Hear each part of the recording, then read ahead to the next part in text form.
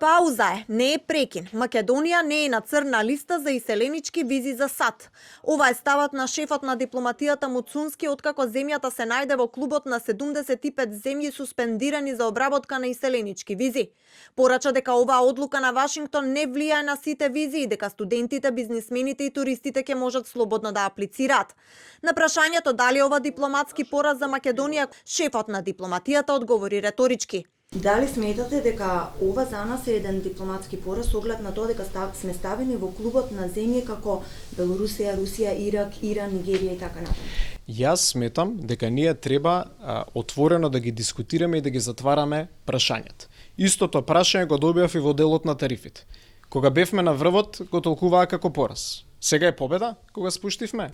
Значи се работи за пауза за постапки поврзани со иселенички визи. Не прекин, не црна листа, пауза за постапки ќе напомнам за иселенички визи. И тука мислам дека е коректно пред целата македонска јавност да кажеме дека ова не влијае на сите други постапки за издавање на визи за студентите американски држави. Според Муцунски, засегнати се мал број апликации и тие се претежно од повозрасни луѓе.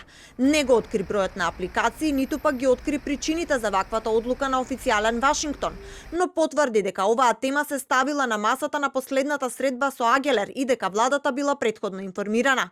Уверува дека македонската дипломатија работи проактивно и ќе се најде решение. Најави и позитивно изненадување.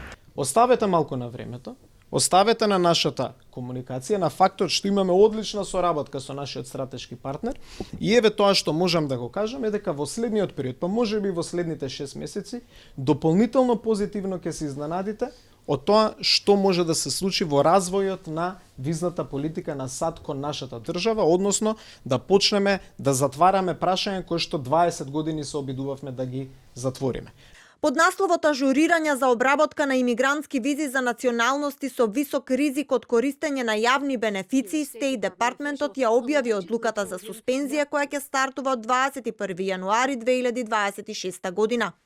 Председателот Трамп јасно стави до знаење дека имигрантите мора да бидат финансиски самоодржливи и да не бидат финансиски товар за американците. Стејт Департментот е во процес на целосна ревизија на сите политики, регулативи и упатства за да се осигура дека имигрантите од овие земји со висок ризик нема да користат социјална помош во Соединетите држави или да станат јавен товар.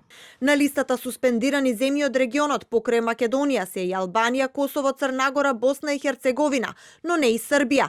На прашање до Муцунски дали Србија има подобра дипломатија која издействувала да не се најде на листата, кратко порача дека САД има причини кои ги наведуваат и дека не треба тој да ги презентира.